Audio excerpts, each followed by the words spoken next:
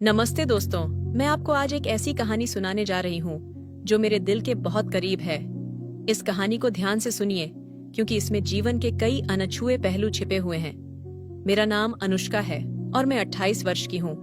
पिछले 6 साल से मैं अकेली हूँ क्योंकि एक दुर्घटना में मेरे पति राहुल हमेशा के लिए मुझे छोड़कर चले गए। मेरे पास 2 प्यारे बच्चे हैं, आदित्य और आरती, जो जुड़वा हैं और अभी महज 5 साल के हैं।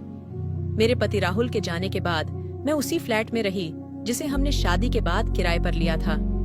वो छोटा सा फ्लैट हमारे सपनों का घर था, लेकिन उसका किराया इतना ज्यादा था कि मेरे लिए अकेले उसे चलाना मुश्किल होता जा रहा था। राहुल ने कुछ बचत की थी और बीमा की रकम भी मिली थी, जिससे मैंने कुछ समय तक अपना और बच्चों का गुजारा किया। लेकिन धीरे धीरे वो पैसे कम होने लगे और मुझे चिंता सताने लगी। मैंने कभी नौकरी नहीं की थी क्योंकि राहुल हमेशा कहता था कि वह कमा लेगा और मैं बच्चों की देखभाल करूं। अब क्या करूं? ये सवाल मेरे दिमाग में हर रात घूमता रहता। नौकरी करने का विचार आया, लेकिन बच्चों को छोड़कर जाने का मन नहीं करता था। वे अभी बहुत छोटे थे और उन्हें मेरी जरूरत थी। मेरे सामने एक ही विकल्प बचा था, अपने मायके लौट जाना। हालांकि मेरे माता पिता से मेरे रिश्ते कभी बहुत अच्छे नहीं रहे। उनका मानना था कि मैंने अपनी मर्जी से शादी की थी, तो अब मुझे अपने फैसलों के परिणाम भी खुद ही भुगतने चाहिए। लेकिन मेरे छोटे भाई विशाल ने हमेशा मेरा साथ दिया था। वह मुझसे 3 साल छोटा है और अब तक वो कुंवारा है। उसकी छोटी सी नौकरी है जिससे वह अपना खर्च तो चला लेता है, लेकिन शादी जैसे बड़े कदम के लिए अभी उसके पास पर्याप्त पैसे नहीं हैं। जब मैंने अपने माता पिता से बात की तो वे तुरंत राजी नहीं हुए। मेरी माँ ने कहा, बेटी, तूने हमारी बात न मानकर इस लड़के से शादी की थी। अब तू और तेरे बच्चे हमारे ऊपर बोझ बन जाओगे। लेकिन विशाल के समझाने पर उन्होंने अंततः हाँ कर दी और इस तरह मैं अपने दोनों बच्चों के साथ अपने पुराने घर लौट आई। घर आना आसान था, लेकिन यहाँ रहना नहीं। मेरे माता पिता अब बूढ़े हो चुके थे और उनकी सोच पुरानी थी। हर छोटी बात पर उनका गुस्सा फूट पड़ता था, कभी बच्चों के शोर पर, कभी खाना बनाने के तरीके पर या फिर मेरे कपड़े पहनने के ढंग पर। अनुष्का, तू अभागिन है, तेरी वजह से ही तेरा पति तुझे छोड़ गया। ऐसी बातें सुनकर मेरा दिल टूट जाता था। मैं रात में अकेले में रोती थी ताकि बच्चे न देख सकें। इन सब परिस्थितियों में मेरा विशाल भाई ही एकमात्र ऐसा व्यक्ति था जो मेरे साथ खड़ा रहा। वह मुझसे कहता, दीदी, हिम्मत मत हारो, हम मिलकर सब कुछ ठीक कर लेंगे। एक शाम पापा ने मुझे बुलाकर कहा, अनुष्का, घर का खर्च बहुत बढ़ गया है। मेरी पेंशन से इतने लोगों का खाना पीना नहीं चल सकता। तुम्हें कोई काम करना होगा। मैंने समझदारी से उनकी बात मान ली। जी पापा, मैं कल से ही नौकरी की तलाश शुरू कर दूंगी। बच्चों का ध्यान आप और माँ रख लेंगे ना? लेकिन विशाल भाई को यह बात पसंद नहीं आई। वह मेरे कमरे में आया और बोला, दीदी, तुम्हें कहीं जाने की जरूरत नहीं है। मैं 2 नौकरियां कर लूंगा। तुम बस घर संभालो और बच्चों का ख्याल रखो। मैंने उसे समझाया, विशाल, यह मेरी जिम्मेदारी है। तुम्हें अपना भविष्य सोचना चाहिए। तुम्हारी शादी होगी, अपना परिवार बसाओगे। मुझे अपने पैरों पर खड़ा होना ही होगा। वह नहीं माना, लेकिन अंततः उसे स्वीकार करना पड़ा। मैंने नौकरी की तलाश शुरू की और मुझे एक वकील के दफ्तर में काम मिल गया। अनिल सर बहुत अच्छे इंसान थे। वे मेरी परिस्थिति समझते थे और मुझे कभी देर से आने पर डांटते नहीं थे। लेकिन यह नौकरी मेरे लिए पर्याप्त नहीं थी। वेतन इतना कम था कि बच्चों की फीस, उनके कपड़े और घर में योगदान करने के लिए कुछ भी बचता नहीं था। मैं हर रात थकी हुई घर लौटती, लेकिन मन ही मन जानती थी कि यह पर्याप्त नहीं है। एक रात जब बच्चे सो गए थे, मैं बरामदे में बैठी थी। विशाल मेरे पास आया और बोला, दीदी, तुम बहुत थकी हुई लगती हो। मैंने आह भरते हुए कहा, हाँ विशाल, ये नौकरी मेरे लिए सही नहीं है। पैसे बहुत कम हैं और काम बहुत ज्यादा। विशाल ने मेरे हाथ पर अपना हाथ रखा और बोला, दीदी, तुम नौकरी छोड़ दो। मैं दूसरी नौकरी ढूंढ लूंगा। चाहे मुझे 24 घंटे काम करना पड़े, मैं तुम्हें और बच्चों को किसी चीज की कमी नहीं होने दूंगा। उसका चेहरा चमक रहा था, जैसे वह सच में मेरी मदद करके खुश होगा। उसने मुझे देखकर कहा, वैसे दीदी, तुम बहुत खूबसूरत हो, चांद की तरह। तुम्हारा चेहरा थकान में भी चमकता है। मुझे उसकी बातें सुनकर अच्छा लगता था। मेरे पति राहुल के जाने के बाद किसी ने मुझसे ऐसी मीठी बातें नहीं की थीं। विशाल हमेशा मेरी तारीफ करता और कहता कि मुझे दोबारा शादी कर लेनी चाहिए। तुम अभी भी बहुत युवा हो दीदी, और बहुत सुंदर। तुम्हारी उम्र दोबारा प्यार करने और खुश होने की है, वह कहता। मैं सच कहूं तो मुझे उसकी यह प्यारी बातें बहुत अच्छी लगती थीं। उसकी इस मिठास और लगातार आग्रह के सामने मैंने अंततः हार मान ली और नौकरी छोड़ने का फैसला कर लिया। विशाल ने जैसा कहा था वैसा ही किया।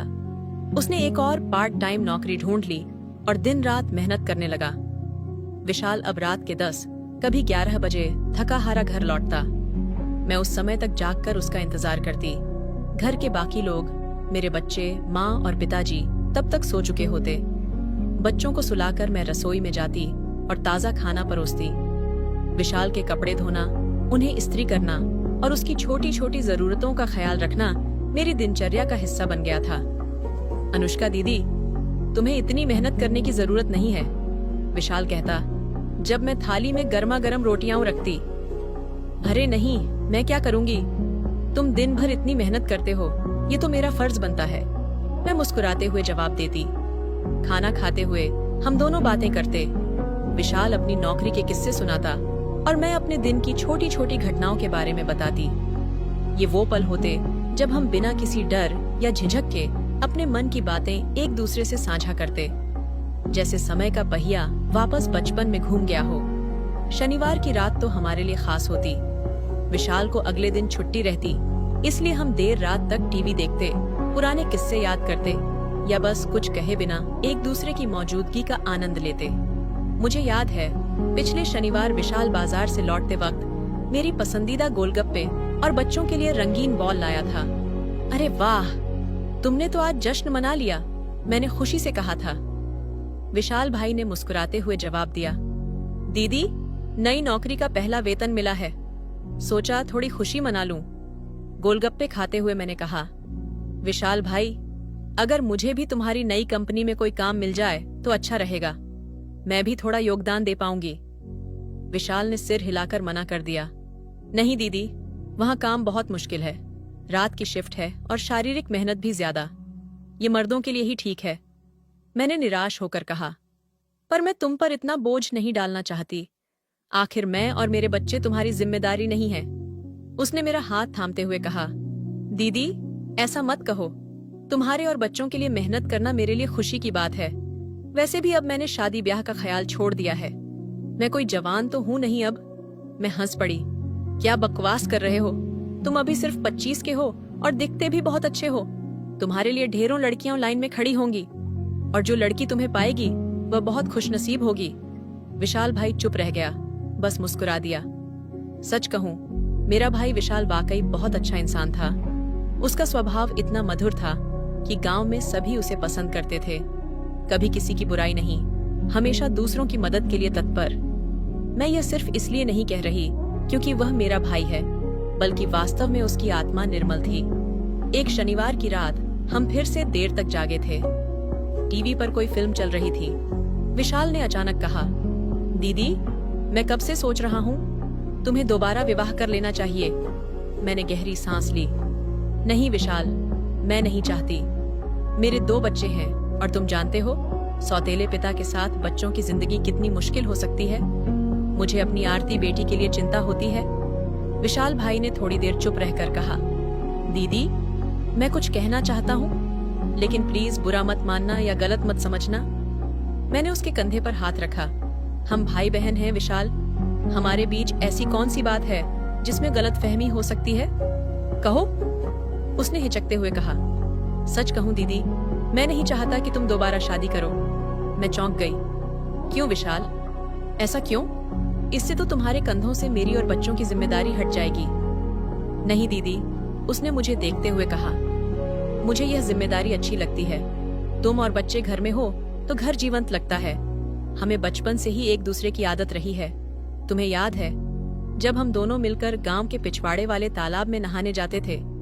मुझे अच्छा लगा ये जानकर कि विशाल मुझे अपने साथ रखना चाहता है। माँ पिताजी हमेशा मुझे दूसरी शादी के लिए प्रेरित करते रहते थे, लेकिन विशाल भाई चाहता था कि मैं यहीं रहूं, उसके साथ।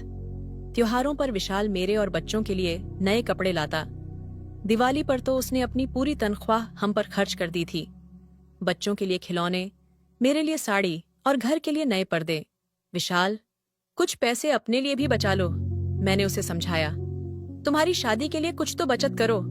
वह मुस्कुराया। दीदी, मैंने कहा ना, शादी का ख्याल छोड़ दिया है। हम दोनों ऐसे ही रहेंगे, न तुम शादी करोगी न मैं हंस दी और बात टाल दी। लेकिन जब कभी मैं उसके कमरे की सफाई करती तो कुछ चीजें नोटिस करती जो मुझे अजीब लगती। उसके बिस्तर पर दाग, उसके मोबाइल में छिपे हुए वीडियो। मैं समझती थी कि 25 साल का कुंवारा जवान युवक है, ये सब स्वाभाविक है। लेकिन इन चीजों को देखकर मुझे अपने पति राहुल की यादें ताजा हो जाती। वे अंतरंग पल जिनसे मैं 6 सालों से वंचित थी। मैं खुद को रोक नहीं पाती और कभी कभी घंटों अपने कमरे में बंद होकर वो वीडियो देखती रहती। एक रात जब हम दोनों देर तक जागे थे, टीवी पर एक फिल्म चल रही थी जिसमें कुछ रोमांटिक दृश्य थे। मेरा ध्यान उन पर टिका हुआ था और मुझे पता नहीं क्यों एक अजीब सी गर्माहट महसूस हो रही थी। मैंने खुद को संभाला और ऐसा दिखाया जैसे मुझे कुछ समझ नहीं आया। मैं सोने जा रही हूँ विशाल, तुम्हें भी सो जाना चाहिए, कल जल्दी उठना है। विशाल ने मुस्कुराते हुए कहा, ठीक है दीदी, तुम जाओ, मैं बस थोड़ी देर और फिल्म देखकर आता हूँ। मैं अपने कमरे की ओर बढ़ गई, लेकिन मेरे मन में कुछ विचित्र से विचार घुमड़ रहे थे। मुझे नींद नहीं आ रही थी। बिस्तर पर करवटें बदलते हुए मैंने मोबाइल उठाया और स्क्रॉल करने लगी। अचानक गले में सूखापन महसूस हुआ, प्यास लगाई थी। मैं धीरे से उठकर पानी पीने रसोई की ओर बढ़ी। गलियारे से गुजरते हुए मैंने देखा कि विशाल के कमरे से रोशनी आ रही थी। अरे, यह अभी तक जाग रहा है, मैंने मन ही मन सोचा। विशाल की आदत थी लाइट जलाकर सो जाना और फिर बिजली का बिल बढ़ने पर शिकायत करना। मैंने सोचा बिजली बचाने के लिए लाइट बंद करके आऊं। जब मैं उसके कमरे के पास पहुंची तो दरवाजा थोड़ा सा खुला हुआ था। मैं बिना आवाज किए झांक कर देखने लगी और जो देखा उससे मेरे होश उड़ गए। विशाल अपने मोबाइल पर मेरी तस्वीर को बड़ा करके देख रहा था। वह दिवाली वाली फोटो जिसमें मैं लाल साड़ी में थी, और वह कुछ ऐसा कर रहा था जिसे देखकर मेरा चेहरा शर्म से लाल हो गया। मेरा दिल तेजी से धड़कने लगा। मैं वहीं खड़ी रह गई, न अंदर जा पा रही थी न वापस लौट पा रही थी। मेरे मन में विचारों का तूफान उठा, क्रोध, भय और कुछ और जिसे मैं नाम नहीं दे पा रही थी। शायद एक अजीब सी खुशी। कोई मुझे इस तरह चाहता है। 7 साल बाद कोई मुझे एक औरत के रूप में देख रहा है। मैंने हिम्मत जुटाई और दरवाजे को धक्का देकर पूरा खोल दिया। विशाल, ये क्या कर रहे हो तुम? मेरी आवाज थरथरा रही थी। वह चौंक गया। झटपट फोन को बंद करके मुझसे नजरें चुराते हुए बोला, कुछ नहीं दीदी, मैं तो बस। मैंने सब देखा है विशाल, मैंने दरवाजा बंद करते हुए कहा। तुम मेरी तस्वीरें क्यों देख रहे थे, वह भी इस तरह? वह चुप रहा, सिर झुकाए। मेरे दिमाग में अजीब विचार घूम रहे थे। मैं भी नहीं समझ पा रही थी कि मैं क्यों उसके करीब जा रही थी। शायद वो 7 साल की तन्हाई, वो रात का सन्नाटा, या शायद वो प्यार और अपनेपन की भूख जो मेरे अंदर थी। देखो विशाल, मैंने उसके बगल में बैठते हुए कहा, मैं तो घर में ही हूँ, तुम्हें ऐसा करने की क्या जरूरत? हम दोनों एक दूसरे के साथ हैं ना, इससे शायद हम दोनों की जिंदगी आसान हो जाए। विशाल ने पहली बार मेरी आंखों में देखा। उसकी आंखों में उत्सुकता, आशा और भय का मिश्रण था, जैसे वह इसी पल का इंतजार कर रहा था। दीदी, क्या तुम सच में? उसकी आवाज कांप रही थी। घर में सन्नाटा था। बच्चे गहरी नींद में थे। माँ पिताजी अपने कमरे में सो चुके थे। और फिर जैसे कोई बांध टूट गया। विशाल ने धीरे से मेरा हाथ थामा और उसका स्पर्श बिजली की तरह मेरे पूरे शरीर में दौड़ गया। 7 साल की तन्हाई और भूख एक पल में जाग उठी। हम दोनों ने एक दूसरे को वो दिया जिसकी हमें भूख थी, प्यार, आत्मीयता, अपनापन। उस रात हम एक दूसरे में इस तरह खो गए जैसे हम पति पत्नी हों, न कि भाई बहन। वह पल इतना सुंदर था, इतना गहरा कि मैं शब्दों में बयान नहीं कर सकती। उस रात के बाद हमारी जिंदगी बदल गई। हम अभी भी परिवार के सामने भाई बहन थे, लेकिन जब सब सो जाते, हम वो हो जाते जो हमारे दिल चाहते थे। यह सिलसिला कई महीनों तक चला। फिर एक सुबह जब मैं अपने कमरे में थी, अचानक मेरे पेट में मरोड़ उठी और मुझे उल्टी आ गई। मैंने पहले तो सोचा कि शायद कुछ गलत खा लिया होगा, लेकिन अगले दिन भी यही हुआ और फिर अगले दिन भी। मेरे मन में शंका जागी। मैं चुपचाप गांव से थोड़ी दूर स्थित आदिवासी बस्ती में गई, जहां बूढ़ी माएं रहती थीं, जो गांव की स्त्रियों की स्वास्थ्य संबंधी समस्याओं का इलाज करती थीं। माई ने मेरे पेट पर हाथ फेरा, मेरी आंखों में झांका और कुछ सवाल पूछे। बेटी अनुष्का, उन्होंने धीरे से कहा, तुम्हारे पेट में नई जान पल रही है। मेरे सिर पर जैसे आसमान टूट पड़ा। मैं स्तब्ध रह गई। मेरे कानों में एक ही आवाज गूंज रही थी, ये बच्चा विशाल भाई का है, मेरे भाई का। वापस लौटते समय मेरा पूरा शरीर कांप रहा था। मैंने अपने आप को कोसना शुरू किया। ये मैंने क्या कर दिया अपने ही भाई के साथ, और अब ये हाल। मैं अपने आप से नफरत करने लगी। घर पहुंचकर मैं सीधे विशाल के पास गई, जो अभी अभी नौकरी से लौटा था। विशाल भाई, मैंने कांपती आवाज में कहा, मुझे तुमसे कुछ बताना है। क्या हुआ दीदी? उसने मेरे चेहरे के भाव देखकर चिंतित होकर पूछा। मैं हिचकियां लेने लगी। मैं मां बनने वाली हूं, विशाल। विशाल के चेहरे का रंग उड़ गया। वह कुर्सी पर बैठ गया, जैसे उसके पैरों की ताकत जवाब दे गई हो। ये हमारी बहुत बड़ी गलती थी दीदी। उसने अपना सिर पकड़ लिया। हमें ये रिश्ता खत्म करना होगा, लेकिन पहले इस समस्या का हल निकालना होगा। हमारे सामने एक बड़ा सवाल था, क्या करें? गांव में किसी को पता चल गया तो हमारी और हमारे परिवार की इज्जत मिट्टी में मिल जाएगी। मेरे बच्चों का क्या होगा? उनके भविष्य का क्या? मैं शहर के एक डॉक्टर से बात करता हूँ, विशाल ने कहा। हम मेले के बहाने शहर जाएंगे। वहां कोई नहीं जानता कि हम भाई बहन हैं। अगले दिन हम दोनों शहर गए। एक छोटे से क्लिनिक में डॉक्टर ने मेरी जांच की और पुष्टि की कि मैं गर्भवती हूँ। मुझे ये बच्चा नहीं रखना, मैंने भारी मन से विशाल से कहा। यह हमारी गलती का नतीजा है विशाल, हम इसे आगे नहीं बढ़ा सकते। विशाल ने मेरा हाथ थामा और हाँ में सिर हिलाया। डॉक्टर से सलाह लेने के बाद मैंने वह कदम उठाया जो शायद मेरे जीवन का सबसे कठिन फैसला था। वापस गांव लौटने के बाद मेरा दिल और मन दोनों ही भारी थे। मैंने विशाल से कहा, अब हमें अपनी अपनी जिंदगी अलग करनी होगी। मैं अपने बच्चों के साथ कहीं दूर चली जाऊंगी और तुम अपनी जिंदगी शुरू करो। विशाल की आंखों में आंसू थे। माफ करना दीदी, उसने कहा, मैंने तुम्हें इस हाल में पहुंचा दिया। नहीं विशाल, इसमें हम दोनों की गलती थी, मैंने उसके कंधे पर हाथ रखते हुए कहा। लेकिन अब हमें सही रास्ते पर चलना होगा। मैंने अगले दिन ही नौकरी की तलाश शुरू कर दी। मेरा इरादा था शहर में कोई काम ढूंढकर बच्चों के साथ एक नई शुरुआत करना। लेकिन जैसे जैसे दिन बीतते गए, मेरे अंदर एक अजीब सा दर्द और खालीपन बढ़ता गया। विशाल भी परेशान दिखने लगा था। वह काम से आकर सीधे अपने कमरे में चला जाता, खाना भी वहीं खाता।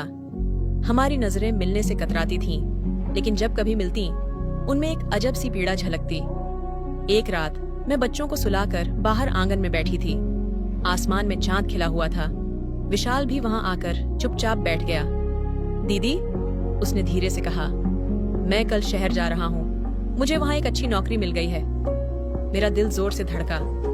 इतनी जल्दी? मैंने पूछा। हाँ, मुझे लगता है यही सही है, उसने कहा।